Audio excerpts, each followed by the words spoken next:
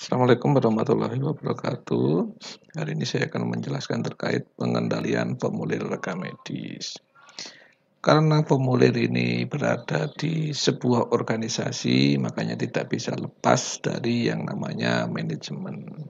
Sehingga step-step dalam manajerial tetap harus dilalui.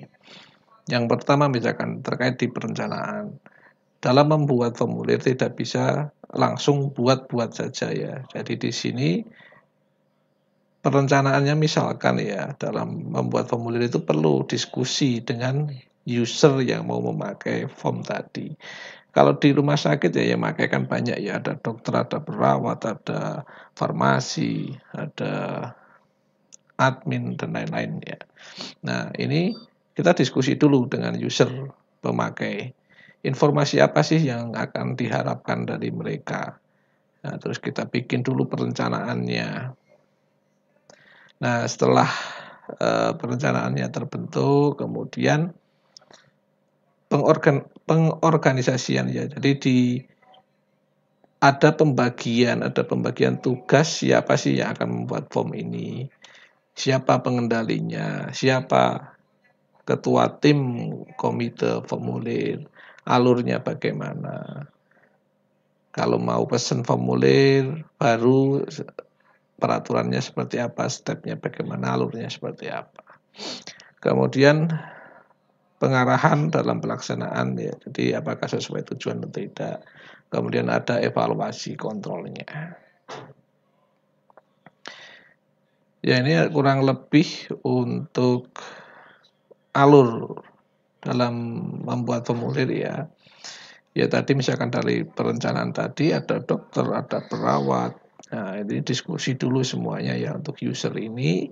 Kemudian hasil diskusinya ya terkait form apa yang diperlukan, informasi apa yang dibutuhkan nanti disampaikanlah nanti ke komite formulir ya, ketua komite formulir. Nah, dari ketua komite formulir ini nanti ya mulai dari mengidentifikasi ya dengan timnya. Identifikasi apa aja yang diperlukan dalam sebuah formulir itu, item-itemnya apa, aturannya, penomorannya seperti apa, ngasih namanya bagaimana, nanti kan akan terkait dengan inventarisasi kontrolnya. Nah, tadi ketua komite tadi kemudian menyuruh timnya untuk membuat desain. Nah, di sini desain formulir. Dari hasil desain ini juga tidak bisa langsung dicetak, disebarkan gitu tidak bisa. Jadi ini desain ini nanti sama komite ya balik ke komite disebarkan lagi nih. Nanti rapat lagi dengan user apakah permintaannya sudah sesuai, apakah masih ada item atau informasi yang belum tergali ya. Nah, itu bisa disampaikan lagi nih ke user penggunanya. Nah, misalkan ini kan masih ada yang kurang pas gitu ya. Misalkan dari dokternya masih ada yang kurang nih. Saya mau mencatat terkait misalkan ada yang kurang itemnya ya. Nah, itu nanti bisa balik lagi ya. Jadi balik ke desainnya lagi. Tuh. Jadi di sini ini memang sesuai dengan tahap-tahap di formulirnya juga lumayan dari identifikasinya ya.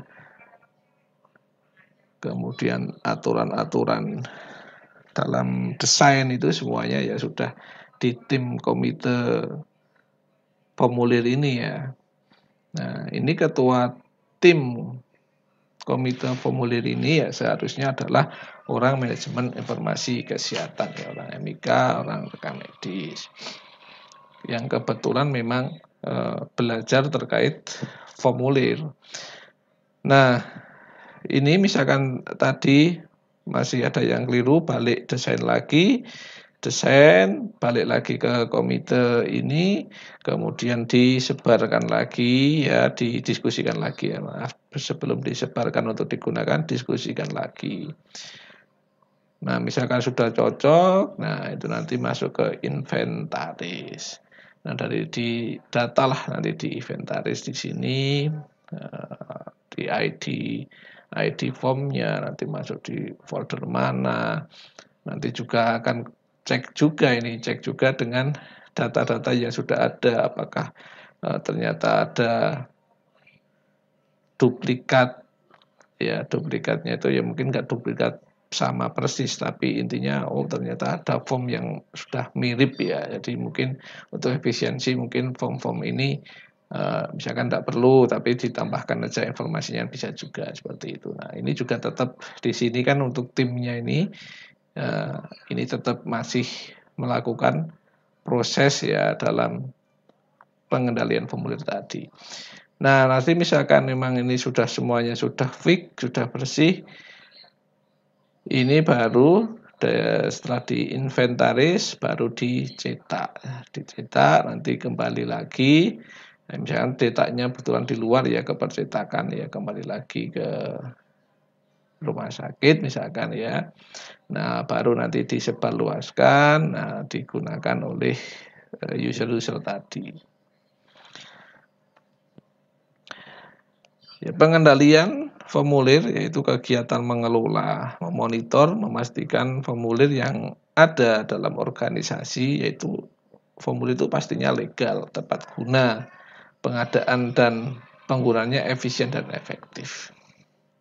Nah itu yang penting sekali ya, jadi kelegalan formulir ya, jadi formulir-formulir yang dipakai, misalkan kalian kerja di rumah sakit, yaitu resmi formulir punya rumah sakit yang bersangkutan. Formulir yang dipakai itu ya memang formulir yang sudah disahkan bersama-sama tadi. Nah tujuannya itu mencegah jangan sampai ada formulir ilegal yang digunakan tidak sebagaimana mestinya. Mencegah jangan sampai ada formulir yang dirubah tanpa persetujuan sebelumnya. Kadang kan petugas gitu kan ngerasa ini kok formnya nggak cocok nih ya, terus pengen ngerubah gitu ya, itu juga nggak bisa langsung merubah, itu ada step-stepnya. Nah tadi kan makanya ada fungsi pengorganisasian tadi, jadi jelas ketika alurnya seperti apa, ketika mau melakukan perubahan formulir siapa yang akan merubah, nah itu kan harus jelas agar pekerjaan rutin tidak dirubah tanpa rencana sehingga form tidak dirubah secara mendadak. Penggunaan formulir terkendali sesuai fungsinya masing-masing. Nah ini untuk ruang lingkup pengendalian formulir menurut Huffman itu meliputi identifikasi, inventarisasi, analisis, dan pengadaan. Identifikasi form yaitu identifikasi formulir ini mencakup nomor formulir, judul formulirnya, ukuran formulir, tanggal penerbitan, tanggal revisi, dan unit atau departemen yang menerbitkan. Penomoran secara serial merupakan bentuk lain identifikasi ya. Jadi untuk penamaan sistem penomoran pun juga perlu ya di dalam identifikasi formulir. Nah ini untuk identifikasi ID formulir menurut Huffman meliputi nomor yang diterbitkan secara berurutan dan memiliki prefix awalan ya, atau sufiks akhiran berupa kode yang bisa menunjukkan departemen atau bagian asal pengguna formulir. Jadi penting di sini ya, ada kode-kode tertentu ya yang menunjukkan siapa sih penggunanya. Nah, bahkan termasuk mungkin kode institusi juga bisa dimasukkan di sini. Ini contohnya ya, misalkan ada nomor formulir 001A MIK ini. MIK misalkan nama unitnya itu manajemen informasi kesehatan ya, atau RM misalkan. Nah, terus 10 ini adalah terkait dengan waktu ya, tanggal. Terus untuk 0108 untuk bulan dan tahun terbitnya.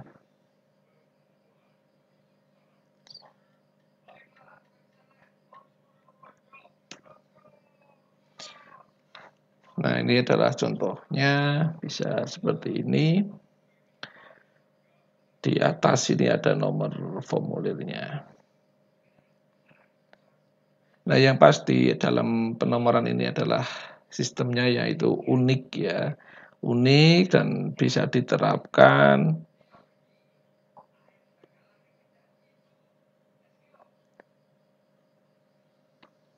Nah, ini contoh untuk buku registrasi penomoran ID formulir. Jadi nama formulirnya apa ya, judul formulirnya, ukuran formulirnya apa, tanggal penerbitannya. Nah, itu penting sekali untuk tanggal penerbitannya, tanggal revisi. Nah, jadi semua form-form tadi itu harus tercatat ya, kapan sih diterbitkan, ada revisi enggak ya, revisinya tanggal berapa, unit yang terkait di mana. Nah, kemudian selain form ya mungkin untuk dokumen juga ya bisa untuk inventarisasi dokumen, misalkan ini untuk dokumen di IGD ya, ID dokumen, di kumpulan-kumpulan form di IGD ya, foldernya, lokasi penggunanya, keterangan dan lain-lain. Untuk pengertian inventarisasi sendiri yaitu proses pengumpulan ya, strategis untuk penamaan dan penomoran semua dokumen atau formulir yang ditujukan untuk menjadi bagian dari catatan kesehatan yang legal. Jadi fungsi utamanya ya selain untuk pengumpulan itu adalah untuk kontrolnya di sini, yaitu catatan form-form tadi adalah catatan kesehatan yang legal. Jadi kalau form-form yang di luar Fasiankes tadi ya, yang Fasiankes tempat Anda bekerja, ya nggak bisa ya digunakan. Jadi ataupun mungkin ada yang punya ide bikin formulir sendiri, kalian kerja di situ, ya kalau memang tidak ada kesepakatan dari organisasi ya nggak bisa. Makanya form-form yang beredar ya sudah diinventarisasi. Jadi kalau yang belum diinventarisasi belum boleh diedarkan. Kalaupun ada yang beredar kok ternyata tidak ada di data inventaris ya berarti itu kan form-form ilegal. Manfaat inventarisasi ya, inventarisasi formulir memberikan kemampuan untuk mengidentifikasi lokasi dan volume rekaman yang tersimpan dalam format kertas. Mengidentifikasi volume aktivitas dan jumlah ruang yang dibutuhkan, kemampuan untuk mengidentifikasi biaya yang berkaitan dengan penyimpanan, retensi, dan pengajuran rekaman. Kemampuan untuk mengidentifikasi kontrol keamanan yang diperlukan untuk melindungi informasi dan catatan. Mengidentifikasi masalah resiko yang terkait dengan penyimpanan dan akses keamanan. Ya, ini dalam inventarisasi form itu kita bisa menginventarisasi mulai dari riwayat formulir ya. Terus subjek atau judul formulir. Misalkan riwayat formulir ya, salinan edisi terakhir formulir yang dibuat, seluruh edisi pembuatan formulir sebelumnya itu disimpan secara berurutan sesuai kronologisnya. Jadi perlu ya disimpan secara berurutan sesuai dengan kapan sih formulir itu dibuat. Jadi secara kronologis berurutan. Setiap rancangan yang menunjukkan tingkat perkembangan formulir disertai dengan korespondensi atau catatan-catatan yang berkaitan dengan pengembangan formulir. Catatan yang Anda buat disertakan di atas cetakan perubahan formulir. Salinan surat perintah atau rekomendasi yang mengesahkan penggunaan formulir tersebut, ya, jadi harus ada pengesahannya ya, tadi yang disahkan oleh komite formulir tadi. Surat permintaan asli untuk persetujuan pembuatan formulir dan setiap permintaan atau permohonan untuk revisi disertai nama-nama semua unit yang terkait menggunakan formulir tersebut beserta frekuensi penggunaannya. Jadi ketika ada permintaan revisi ya dari unit terkait ya itu juga perlu didokumentasikan. Nah nanti permintaan-permintaan itu kan nanti tetap akan didiskusikan dengan unit terkait. Nah, kapan disetujui juga akan didokumentasikan semua. Bukti yang berhubungan dengan persetujuan akhir untuk pencetakan dan perbanyak dan penerbitan formulir baru. Nah, ini disposisinya ya, disposisinya. Ini udah silahkan dicetak. Cetak jumlahnya berapa, untuk jangka berapa bulan atau berapa tahun, itu kan ada prediksinya. Nah, yang pasti ini jumlah cetakannya ini yang penting sekali ya. Jadi jangan sampai nanti beredar formulir ya yang tidak diharapkan, karena fungsi kontrolnya di sini.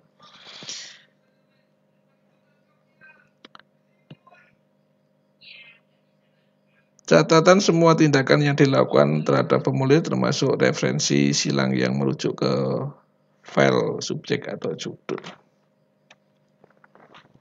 Ya, untuk file subjek atau judul ya perlu menghindari pembuatan formulir baru apabila formulir yang ada bisa direvisi dan bisa memenuhi kebutuhan. Jadi kayak judul-judul tadi yaitu perlu juga ya pada kondisi tertentu berfungsi ya untuk menghindari formulir baru, karena ternyata isi-isinya formulir baru itu ternyata kok mirip ya dengan formulir sebelumnya, ya itu kan bisa direvisi atau ditambahkan saja, bisa. Mendeteksi formulir-formulir yang mungkin perlu dihilangkan atau digabungkan dengan formulir yang sejenis. Ya, ini ternyata kan misalkan dulu sudah pernah buat ya, kok sekarang mau buat lagi yang mirip ya, mungkin yang dulu kan harusnya dimusnahkan. Mengidentifikasi formulir yang harus dianalisis dan didesain ulang. Jadi ternyata ada formulir yang sudah lama sekali ya, nah itu perlu direvisi, makanya perlu dirapatkan untuk dilakukan perubahan.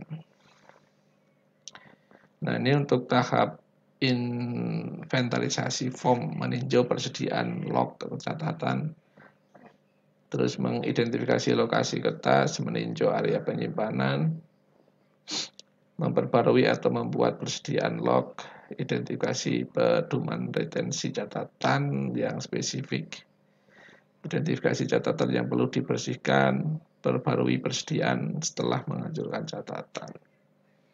Nah, ini kalau untuk tahapan inventarisasi yang menurut Grzyzbowski, yaitu pertama pengumpulan formnya. Jadi form-form tadi dikumpulkan dulu, jadi berbagai informasinya juga apa yang dibutuhkan semuanya itu dikumpulkan dulu ya, digali dulu informasinya, kita identifikasi dulu.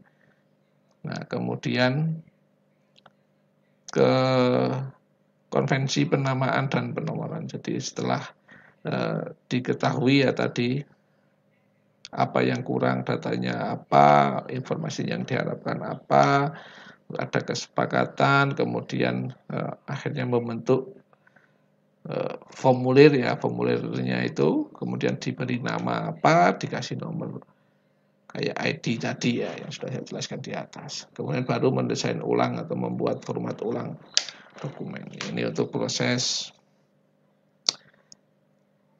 tahap inventarisasi formulir. Nah, tadi untuk ruang lingkupnya ada identifikasi, terus inventarisasi, kemudian analisis. Nah, untuk analisis ini nanti ada pertemuan tersendiri ya yang membahas lebih detail terkait evaluasi desain formulir. Nah, ini intinya ini ada beberapa pertanyaan ya, apakah item data yang sudah sesuai dengan tujuan ya, terutama untuk item datanya, informasi yang diharapkan apakah memang sudah sesuai dengan tujuan. Nah, nanti ini ada pertemuan sendiri ya terkait analisis item, untuk evaluasi item dan lain-lain. Nah, terus jenis formulir yang bagaimana yang dapat dimusnahkan. apakah formulir itu penting, apakah terdapat duplikasi di tempat lain, berapa jumlah salinan yang dibuat, dan kegunaan di setiap formulir. Berapa banyak waktu yang dapat dihemat dalam memperbaikinya. Dapatkah menggabungkan form agar pekerjaan berkurang? Yaitu seputar-seputar pertanyaan dari form-form yang ada. Pengendalian formulir RM itu perlu berpedoman, yaitu menjamin semua desain dan konstruksi formulir efisien dan integrasi ke dalam sistem pemrosesan informasi. Mengembangkan dan mempertahankan spesifikasi yang benar untuk pembuatan dan penggunaan secara ekonomis. Untuk mendidik dan membantu petugas operasional dalam mendesain formulir mereka sendiri sesuai program pengontrolan formulir. Untuk menghentikan rencana pembuatan formulir yang tidak berguna, menggabungkan formulir-formulir yang sama, menghilangkan formulir yang tidak diperlukan, menciptakan formulir tambahan jika penambahan dapat melayani informasi lebih baik dari formulir gabungan. Guna menahan dan efektivitas terhadap setiap keinginan petugas untuk merubah formulir yang seenaknya. Jadi fungsi kontrolnya di sini berfungsi ya. Jadi nggak sembarangan seorang petugas merubah formulir ini menurut Huffman tahun 94. Nah, menurut Huffman untuk pengadaan formulir, pengendalian formulir itu perlu dibentuk itu komite formulir di Fasiankes yang dipimpin oleh praktisi manajemen informasi kesehatan. Ya, ini menurut Huffman memang ketua komite formulir ini seharusnya orang manajemen informasi kesehatan, ya, orang rekam medis, RMIK, rekam medis dan informasi kesehatan. Kenapa demikian ya? Karena kebetulan kan yang memang pekerjaannya yang mengolah informasi ya. Jadi untuk kendali formulir, karena formulir itu nanti semuanya kan muaranya ke rekam medis. Sehingga disarankan untuk ketua komite formulir adalah dari orang rekam medis. Dalam pengadaan formulir tanpa persetujuan pimpinan komite formulir tidak ada satupun formulir boleh dipesan ulang atau diubah. Jadi kalau ada yang pesan, termasuk misalkan direktur pun ya, direktur rumah sakit pesan formulir terus dimasukkan ke rekam medis ya tidak bisa juga. Kalau belum disahkan oleh komite formulir yang sudah dibentuk, yang disepakati. Oke, kurang lebih demikian untuk materi terkait pengendalian formulir. Semuanya terima kasih. Assalamualaikum warahmatullahi wabarakatuh.